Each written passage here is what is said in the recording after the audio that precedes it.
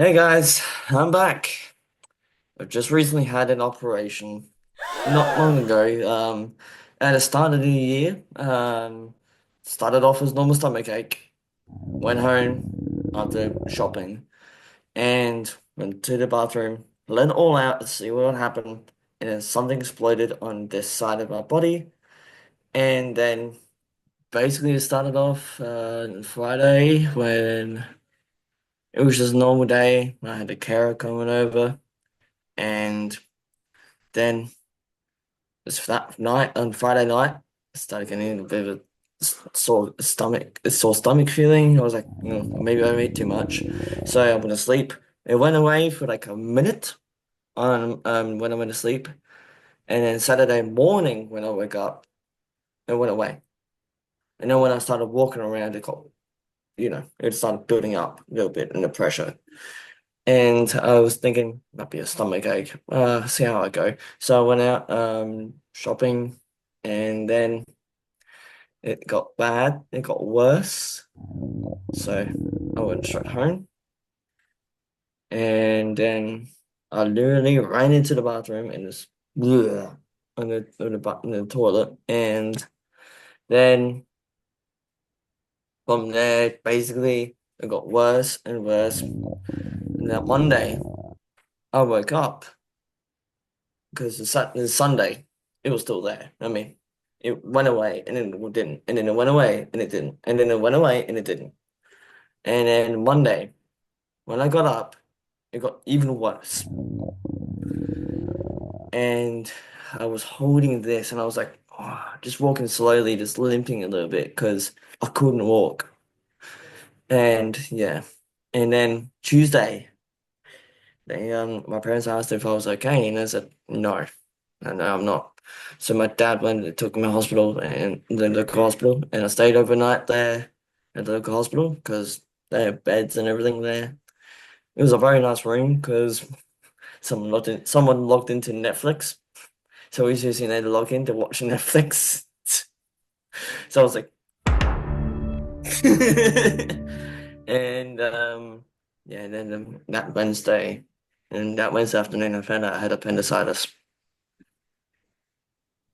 So we went to Llama and for the last 2 days when I was in there, well, not the last 2 days, last 7 days I was in there. The first 2 days, I was in a really bad, excruciating pain, and the nurses, they knew I was in excruciating pain, so they gave me needles and pain relief to see if it'll help. It did help for a bit, but it kept on getting worse and worse and worse.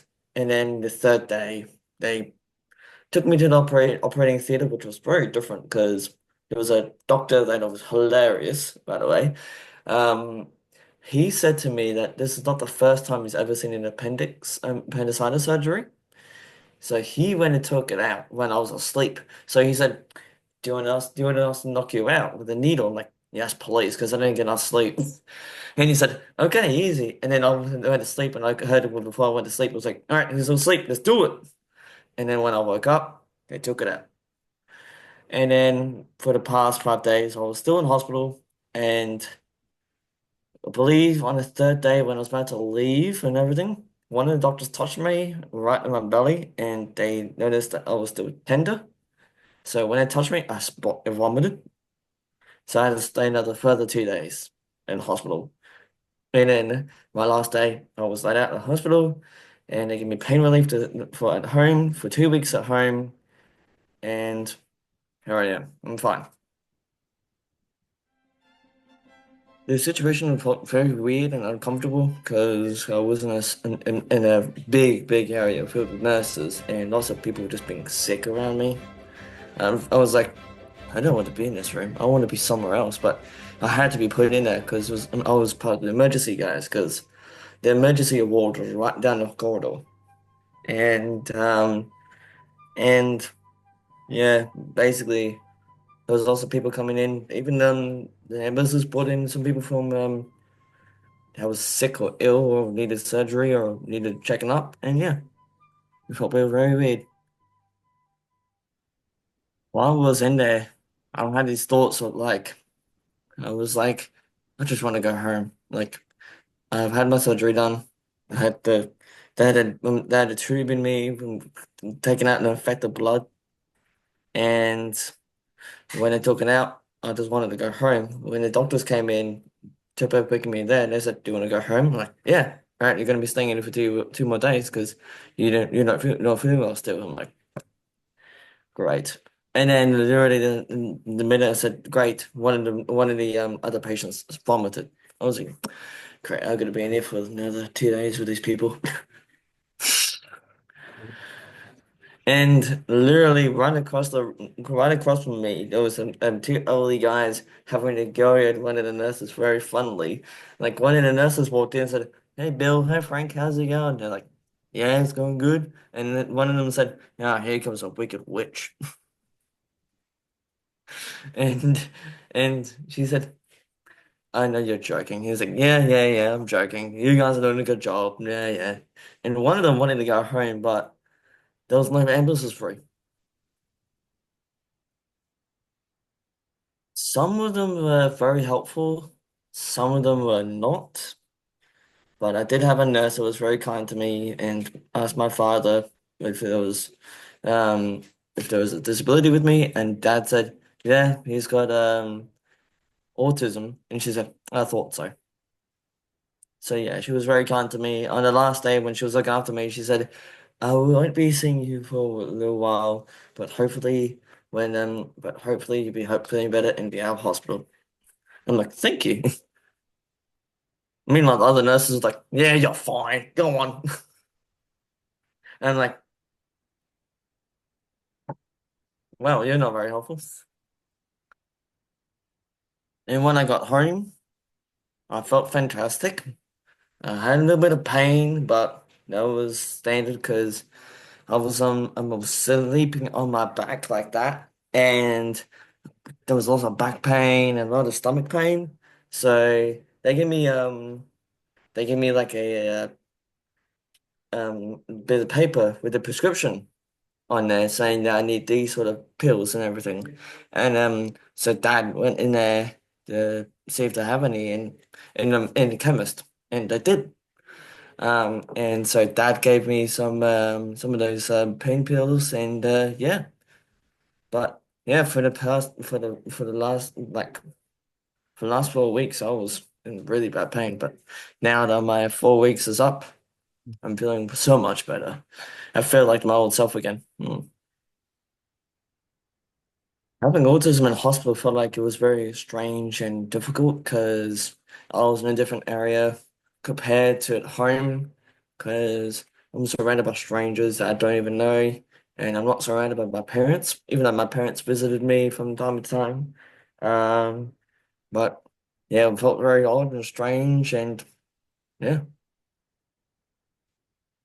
I had my phone with me, so I was just watching YouTube, just chatting with some friends that were there for me all the time. So, and they understood that if that because they've ended up in hospital quite a few times as well, and a few of them have autism as well, so they go along with me at work, and they've talked about their uncomfortable stuff at hospital, and yeah, we just had a nice chat. So those 4 weeks, I was at home for 2 weeks. And then in the last 2 weeks, I was at work. So they got me to do light duty stuff because I can't lift heavy things for the past 4 weeks. So they give me light duty stuff, and they made sure that if anyone that was going to do heavy lifting, someone was going to help me out.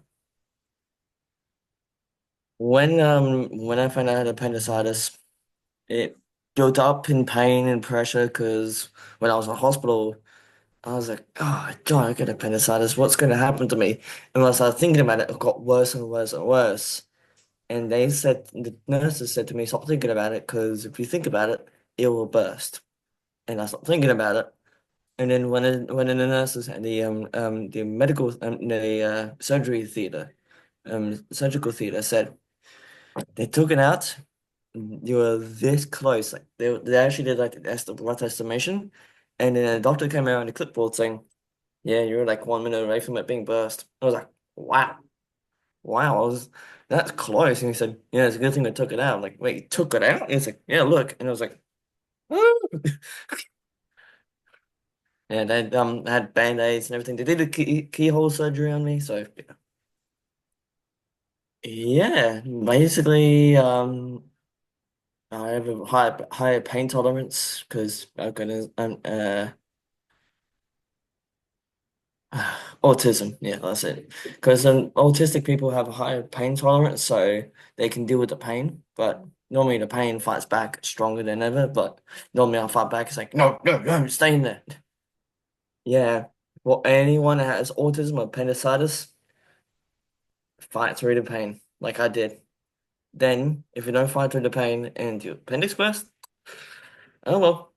And before I forget, if you have parents, make sure they take you to hospital because if there's no hospital, no ambulances free, give them a text or a ring saying, "Hey, I've got this problem with me. The doctors say I've got this. Do you mind taking me to the hospital real quick?" And because I already booked it, and do you mind taking me there, and then we'll meet the nurses over there, and they'll look after me. Yeah. Goodbye.